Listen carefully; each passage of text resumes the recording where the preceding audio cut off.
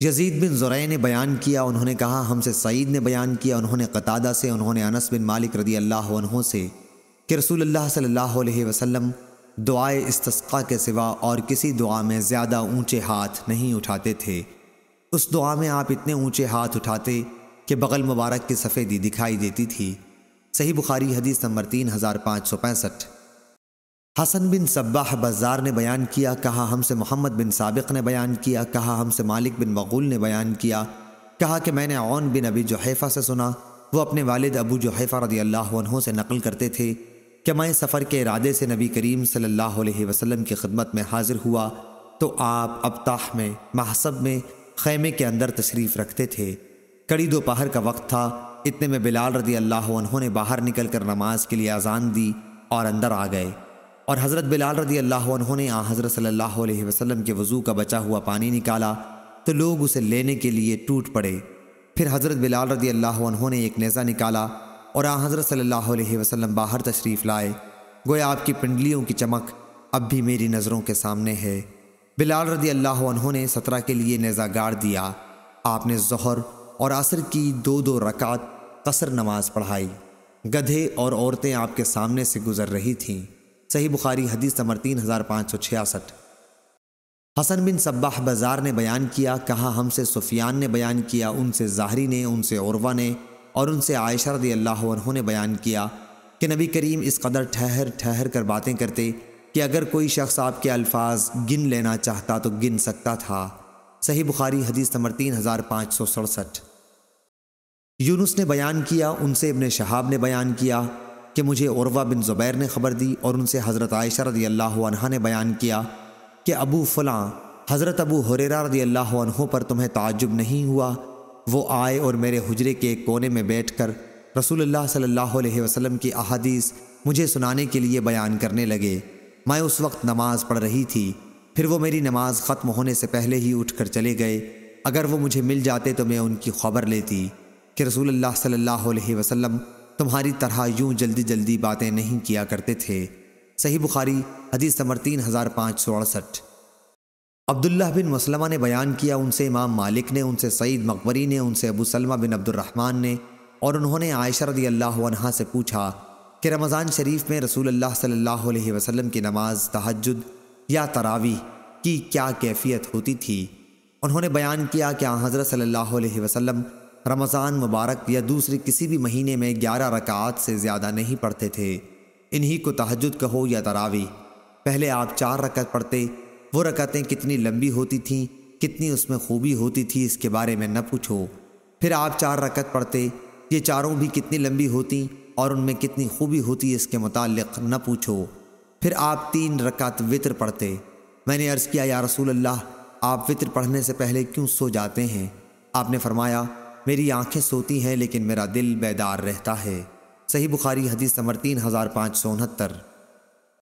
اسماعیل بن ابی اویس نے بیان کیا، کہا کہ مجھ سے میرے بھائی عبد الحمید نے بیان کیا، ان سے سلیمان بن بلال نے، ان سے شریک بن عبداللہ بن ابی نمر نے، انہوں نے حضرت انس بن مالک رضی اللہ عنہ سے سنا، وہ مسجد حرام سے نبی کریم صلی اللہ علیہ وسلم کی معراج کا واقعہ بیان کر رہے تھے کہ معراج سے پہلے 3 فرشتے آئے، یہ آپ پر وحی نازل ہونے سے بھی پہلے کا واقعہ ہے۔ اس وقت آپ مسجد حرام میں 2 آدمیوں حضرت حمزہ اور جعفر بن ابی طالب کے درمیان سو رہے تھے۔ ایک فرشتے نے پوچھا، وہ کون ہیں جن کو لے جانے کا حکم ہے؟ دوسرے نے کہا کہ وہ درمیان والے ہیں، وہی سب سے بہتر ہے۔ تیسرے نے کہا کہ پھر جو سب سے بہتر ہیں انہیں ساتھ لے چلو۔ اس رات صرف اتنا ہی واقعہ ہو کر رہ گیا، پھر آپ نے انہیں نہیں دیکھا، لیکن فرشتے ایک اور رات میں آئے اور آپ دل کی نگاہ سے دیکھتے تھے، اور آپ کی آنکھیں سوتی تھیں پر دل نہیں سوتا تھا، اور تمام انبیاء کی یہی کیفیت ہوتی ہے کہ جب ان کی آنکھیں سوتی ہیں تو دل اس وقت بھی بیدار ہوتا ہے۔ غرض کہ پھر جبرائیل علیہ السلام نے آپ کو اپنے ساتھ لیا اور آسمان پر چڑھا لے گئے۔ صحیح بخاری حدیث نمبر 3570۔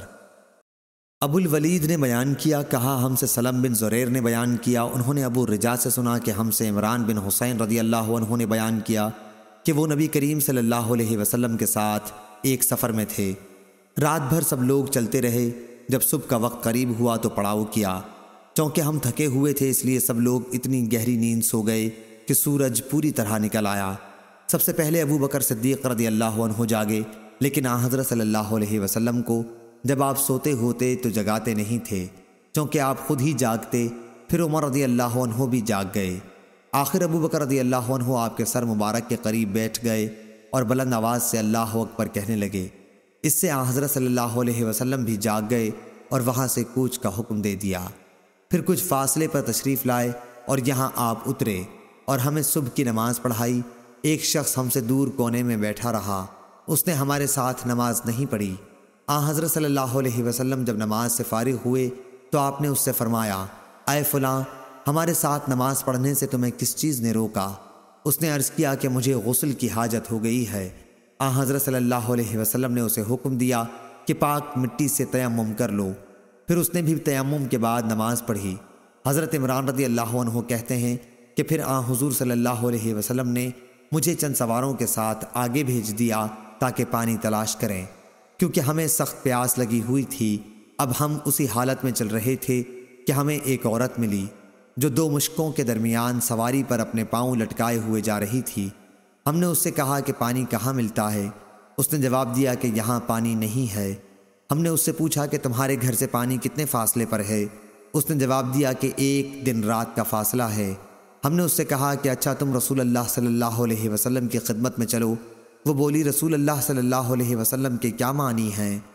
عمران رضی اللہ عنہ کہتے ہیں کہ آخر ہم اسے آن حضور صلی اللہ علیہ وسلم کی خدمت میں لائے۔ اس نے آپ سے بھی وہی کہا جو ہم سے کہہ چکی تھی، ہاں اتنا اور کہا کہ وہ یتیم بچوں کی ماں ہے، اس لیے واجب الرحم ہے۔ آن حضرت صلی اللہ علیہ وسلم کے حکم سے اس کے دونوں مشکیزوں کو اتارا گیا اور آپ نے ان کے دہانوں پر دست مبارک پھیرا۔ ہم 40 پیاسے آدمیوں نے اس میں سے خوب سیراب ہو کر پیا اور اپنے تمام مشکیزیں اور بالٹیاں بھی بھر لیں۔ صرف ہم نے اونٹوں کو پانی نہیں پلایا، اس کے باوجود اس کی مشکیں پانی سے اتنی بھری ہوئی تھیں کہ معلوم ہوتا تھا کہ ابھی بہہ پڑیں گی۔ اس کے بعد آن حضرت صلی اللہ علیہ وسلم نے فرمایا کہ جو کچھ تمہارے پاس ہے کھانے کی چیزوں میں سے ہو میرے پاس لاؤ۔ چنانچہ اس عورت کے سامنے ٹکڑے اور کھجوریں لا کر جمع کر دی گئیں۔